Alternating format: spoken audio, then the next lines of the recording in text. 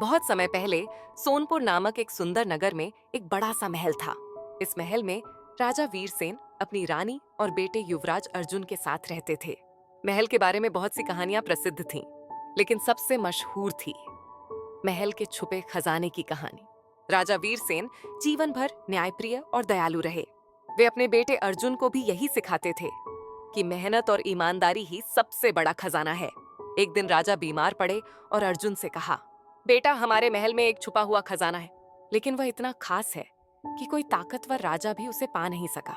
अगर तुम सच्चे दिल और साहस से ढूंढोगे तो ये खजाना तुम्हारा होगा। अर्जुन के मन में उत्सुकता जागी।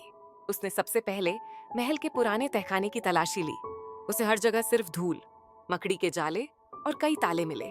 तभी अर्जुन की मुलाकात बूढ़े माली रामदास से हुई, जो वर्षों से महल में था। रामदास ने कहा, खजाने की चाबी धैर्य, मेहनत और सच्चाई में छुपी है।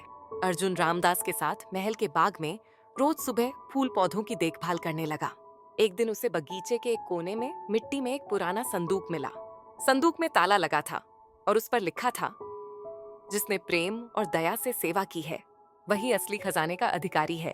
अब अर्जुन रोज गरीबों की मदद करने लगा, अपने साथियों की रक्षा, जानवरों की देखभाल और हर किसी से अच्छे व्यवहार करने लगा।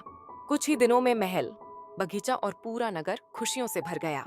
तभी एक रात अर्जुन को सपने में उसके पिता राजा वीरसेन मिले। उन्होंने अर्जुन से कहा, बेटा, तुमने सच्चा खजाना पा लिया। उस संदूक में धन नहीं, बल्कि तुम्हारे अच्छे कर्मों का इनाम है।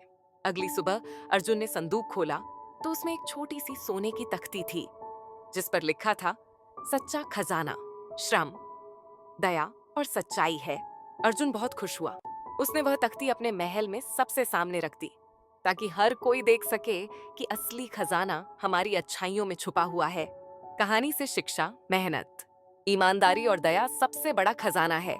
असली दौलत सोना चांदी या पैसे नहीं, बल्कि हमारे अच्छे कर्म और दिल से की हुई सेवा है।